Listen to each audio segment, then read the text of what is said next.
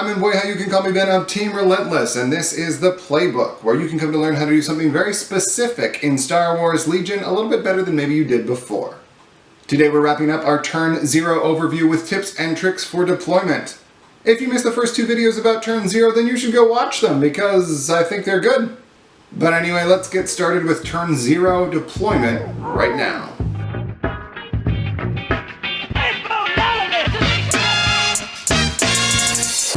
I recently took a droid army to a Prime Championship. In my third game, I played against an opponent who was more or less brand new to Legion, although he had years of other wargaming miniature experience. After we deployed, he looked at the board and said something to the effect of, "Oh, I see what you did there. You're gonna win, aren't you?" Yup. So let's talk about how to do that. Number one, objective, objective, objective. Yeah, so scientists say you have to hear a person say something 1,000 literal times before you actually learn it, and so I'm gonna say it again. You win this game with victory points. Yeah, so the scientist thing might not be true, but for real people, the second thing is. Therefore, you must deploy first and foremost with the objective in mind. Before you set down your first unit, you should be able to say aloud your plan to score victory points. For example, you might be playing Breakthrough and say to yourself, I have more activations than my opponent, so I just need to keep most of them alive as I move across the board through the safest route. Or another example, you might be playing Intercept and say to yourself, I'm not going to contest the center on turn 2. I'm instead going to focus on aiming and shooting to whittle down my opponent and give myself the late game advantage so that I can take center on turns 4 and 6. I'm not going to go over each objective right now because you're smart people and you can do that yourself. Also, the plan to win each objective is list and map dependent, so I can't really give you hard and fast rules for what to do. But I am making it a hard and fast rule that you have to have a plan to win before you deploy. That's essential. If you can't articulate your path to victory, it's unreasonable to expect to win.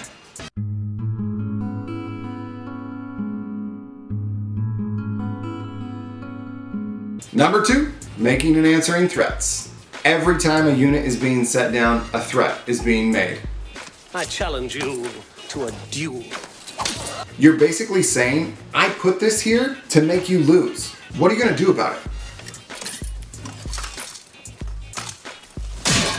Well, the answer is... The answer is complicated because it depends on how the map, the army, and the unit being deployed are going to interact with the conditions and the objective and everything else. What you ultimately have to decide is, how badly do you care that the unit that was just deployed is there? For example, if I'm playing Recover the Supplies and have no intention of stealing a box from my opponent's backfield, I give exactly 0 guns what units they put in their backfield.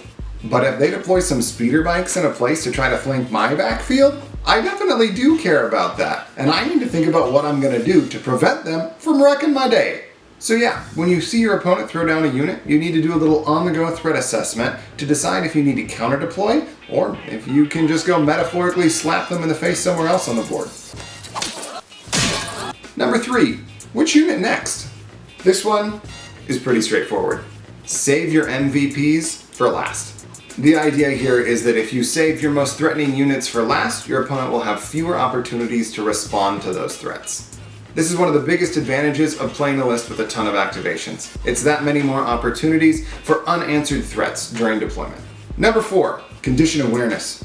There is no worse feeling than setting up the perfect turn 1 coordinated bombardment and then realizing at the end of Leia's activation, you're playing limited visibility.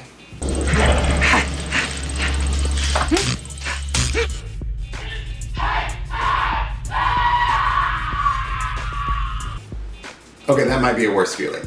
But in general, it sucks to forget about conditions, so make sure that you remember them as you deploy. For example, if you're playing hostile environment, think about what pieces of terrain you expect to be able to move to in turns 1 and 2. For minefield, have a plan for how to detonate those suckers with as little damage as possible getting through onto your troops. For rapid reinforcement, make sure you don't leave yourself open to being flanked by an FD cannon or something like that. And so on. Number 5, keep your distance. But don't look like you're trying to keep your distance. I don't know. Fly casual. Legion is sometimes decided by millimeters, so your knowledge of what a unit's threat range is can win or lose you the game. For example, did you know that if you are at exactly range 4 from an enemy small base trooper unit, that it is impossible for them to make a single 2-speed move and have you at range 3? This is because a 2-speed movement from a small base trooper mini is exactly 5.9 inches, whereas a range band is 6 inches. This knowledge can allow your range 4 heavies to plink away at enemy units without any fear of reprisal in the same round. Whoa. Neo gets it. Say, wouldn't it be nice to have a well-organized spreadsheet with all the information about threat ranges? And oh wait, I already made it. It's linked in the description, and also we're going to talk about it right now. So it works like this. The Movement 1 tool is 3 inches. The Movement 2 tool is 5 inches, and the Movement 3 tool is 7 inches. Each base, depending on its size, then adds some more length to the Movement tool. So if you have the Movement tool lengths and the base lengths memorized, then you can calculate very quickly mid-game how far any unit in the game can move. After that, it's just a matter of seeing what sort of weapon range is on the unit and applying that on top of the movement. That's the threat range.